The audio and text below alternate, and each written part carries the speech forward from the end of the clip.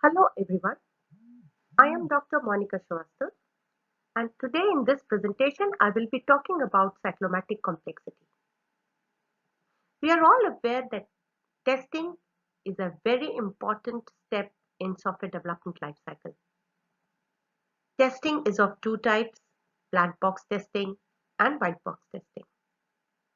Cyclomatic complexity assists white box testing, and how does it do that we will be covering in next few slides. Let me introduce you to the topic. This metric was developed by Thomas J. McCabe in 1976 and it is based on control flow representation of the program.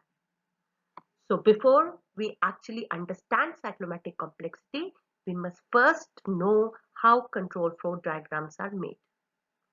So control flow depicts a program as a graph which consists of nodes and edges and depicts logical control flow. So let me talk about some of the notations which are used in the control flow. Each circle is called a flow graph node, which represents one or more procedural statements.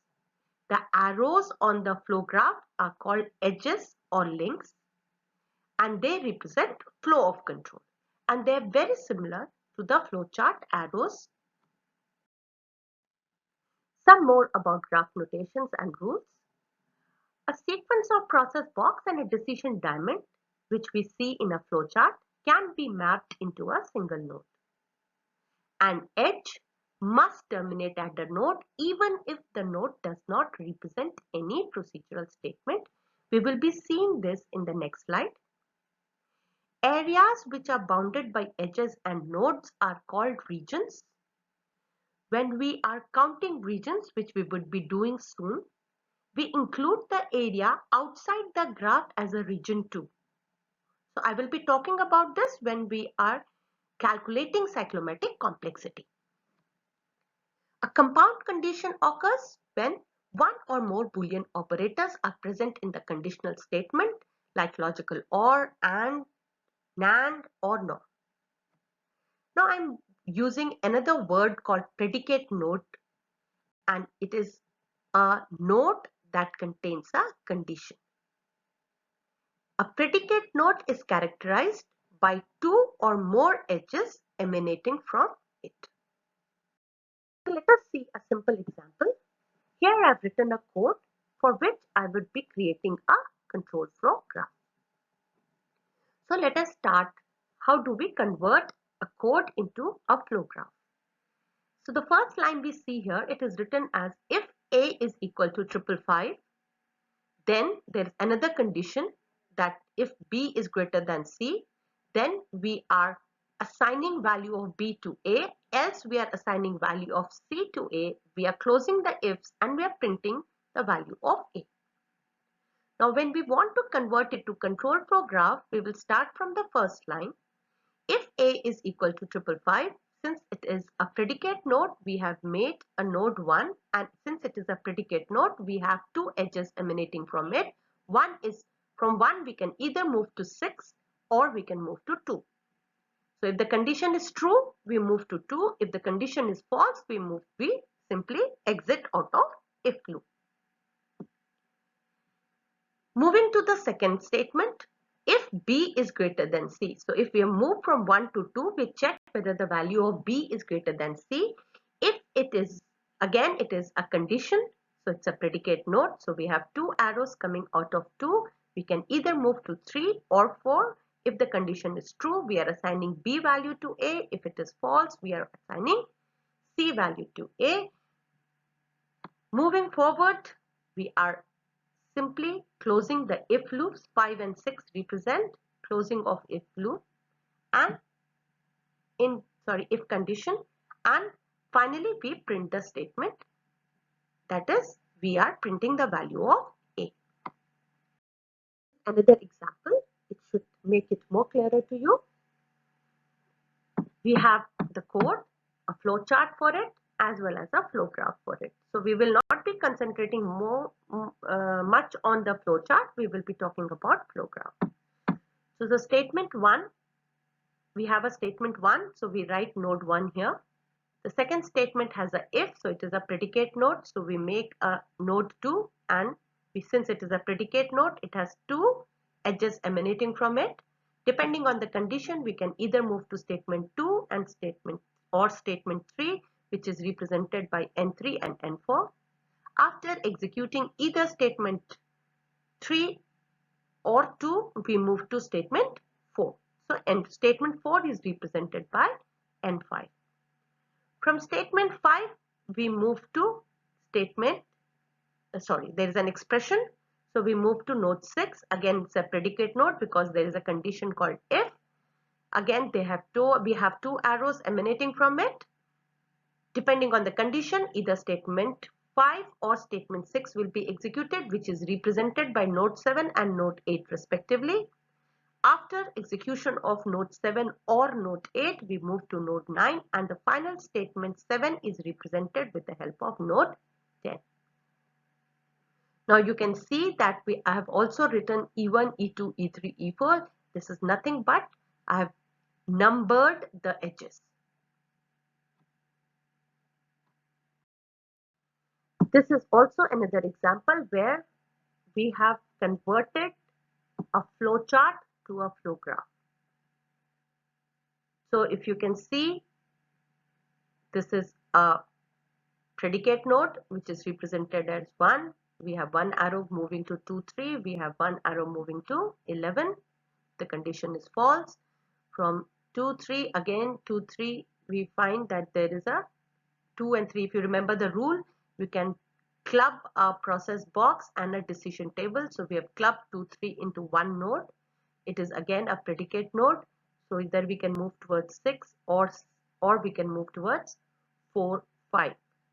Right? 4, 5 is again nothing but two process boxes. So we have clubbed it into one node. From 2, 3, we can move to 6. 6 is again a decision. So it is a predicate node. We can either move to 7 or 8. Then from 7 or 8, we move to 9. From 9, we move to 10. From 4 or 5, also we can move towards 10. From 10, we move back to 1. So this is the depiction of a flow graph from a flowchart. Now moving to cyclomatic complexity is a software metric that provides a quantitative measure of the logical complexity of a program. When used in the context of basis path testing method, basis path testing method is a type of white box testing. The value computed for cyclomatic complexity defines the number of independent paths in the basis set of a program and provides us with an upper bound for the number of tests that must be conducted to ensure that all statements have been executed at least once. So if you remember in the first slide while introducing the presentation, I had told you that cyclomatic complexity assists in white box testing. So basically cyclomatic complexity value is used in basis path testing method, which is a type of white box testing. So now we have used a word called independent path. So let me tell you what independent path means. An independent path is any path through the program that introduces at least one new set of processing statements or a new condition. So let us see what do I mean by saying this. So if you see this, how many independent paths are available? Let us see. See, from 1 we can directly move to 11, right? So this is one independent path. Let us see another path. 1, 2, 3, 6, 8, 9, 10, 1 and then 11. So this is one independent path. Let us check some more. 1, 2, 3, 6, 7, 9, 10, 1, 11. Another path I can see is 1, 2, 3, 4, 5, 10, 1 and then 11. So I can see 4 independent paths in this flow graph. Now someone can say that 1, 2, 3, 4, 5, 10 Again 1, 2, 3, 6, 7, 9, 10, 1, 11 is also a path. For them, I would say that this is not considered as an independent path because it is simply a combination of already specified paths and does not transfer any new edges. So we have come out with 4 independent paths and hence they will constitute a basis set for the flow graph. If tests can be designed to force execution of these paths, it will ensure that every statement in the program will have been guaranteed to be executed at least once, and every condition will have to be executed on its true as well as on its false sides. So now let us calculate the cyclomatic complexity for the given flow graph. Cyclomatic complexity has a foundation in graph theory and we have already discussed that. Complexity can be computed in one of the 3 ways, and whichever method we apply, we should get the same answer. So let us start with the first method. It says that the number of regions of the flow graph correspond to the cyclomatic complexity. Remember, we have discussed in the earlier slide that region is a space which is enclosed by nodes and edges. So let us see how many regions are available in this particular flow graph. So let us see, this is a region R1 is enclosed by 1, 2, 3, 4, 5, 10 and 1. R2 is a region which is enclosed by 2, 3, 6, 8, 9, 10, 4, 5 and 2, 3. R3 is a region because it is enclosed by 6, 7, 8 and 9. Is this a region? 1, 2, 3, 6, 7, 9, 10, 11. No, we don't have a line from 10 to 11. Hence, this is an open space and it is not a region. So, we have 3 regions inside the flow graph. And remember, we have said that one region is counted, right, which is outside the flow graph. So, we have 4 regions here. So, the cyclomatic complexity is 4. Now let us apply the second method. The second method says that the cyclomatic complexity Vg is equal to E minus n plus 2, where E is the number of flow graph edges and n is the number of flow graph nodes. So let us see how many nodes are present here. So we have 1, 2, 3, 4, 5, 6, 7, 8, 9 nodes here. Let us see how many edges are there. So we have 9 nodes. Now let us see the edges. We have 1, 2, 3, 4, 5, 6, 7, 8, 9, 10, 11. So we have 11 edges. So putting it into the formula, 11 edges minus 9 nodes plus 2 is giving me 4. Now let us see the third method. The cyclomatic, according to this, the cyclomatic complexity Vg for a flow graph is also defined as P plus 1, where P is the predicate node. So let us see how many predicate nodes are here. So I can see 2, 3 is a predicate node because we have 2 edges coming from here. So 2, 3 is 1. 6 is another. Then 1 is here. 1 is also a predicate node because 1 is, we have one edge here and the other edge is this. So 1 is also a predicate node. So we have 3 predicate nodes, 1, 2, 3 and 6. So we have 3 predicate nodes plus 1 is giving us 4. So we've seen that whichever method we apply, the cyclomatic complexity value comes out to be 4. Hence, the cyclomatic complexity of the flow graph is 4. So let us do a simple exercise to calculate cyclomatic complexity for this flow graph. So again, let us apply the first method. So we have to see how many regions are available. So see, I have numbered them, but let us see whether I have numbered them properly or not. So this is R1. R1 is enclosed between 2, 3, 4, 5, 6, 7, 8, 9 and 2. Okay. R4 is a closed space between 2, 3 and 10. R5 is between 10, 11, 12 and 13.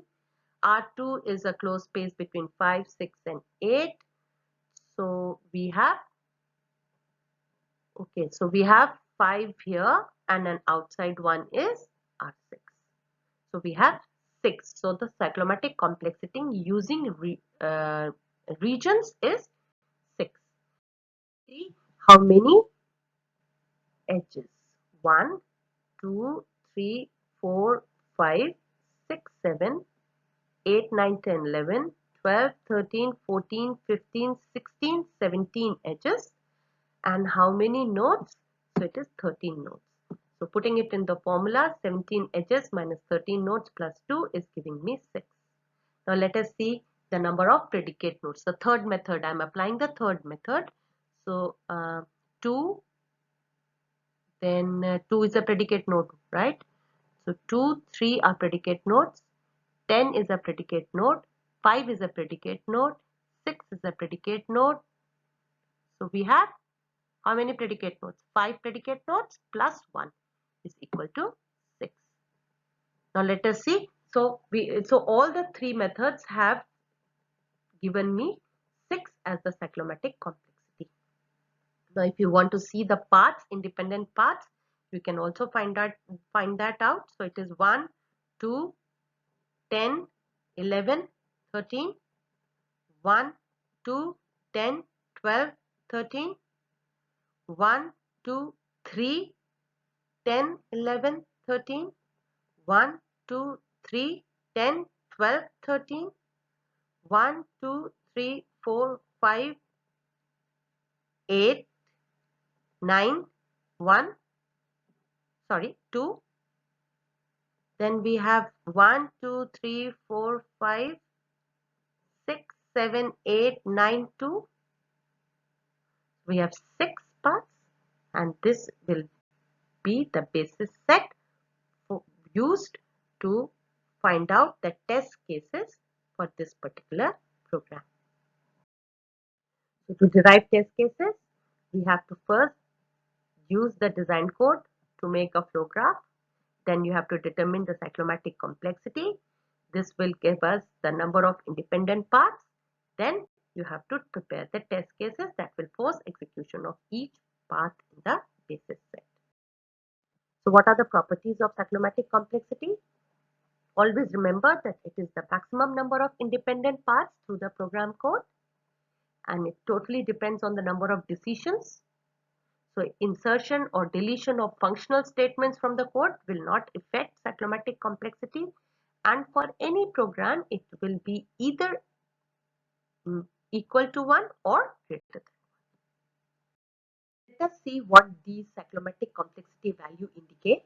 So if the cyclomatic complexity of a program comes out to be somewhere between 1 to 10, it means that the program is structured and well written, the software is highly testable, and it will cost less, as well as the effort required to test the program will also be less. If it is somewhere between 10 to 20, this means that the code has become complex. The ease of testing the program has decreased. The cost and effort to test it will increase. If the value is between 20 to 40, the code has become more complex. The ease of testability has become very low. More cost and effort would be required to test the program. If it is greater than 40, the code is highly complex. It is very difficult to test such a code, and a lot of effort and money would go into test such kind of software. So we have to ensure that the cyclomatic complexity of our program comes out to be somewhere between 1 to 10. Well, I hope you have understood what cyclomatic complexity is and how is it calculated. Do like and subscribe my channel. Thank you.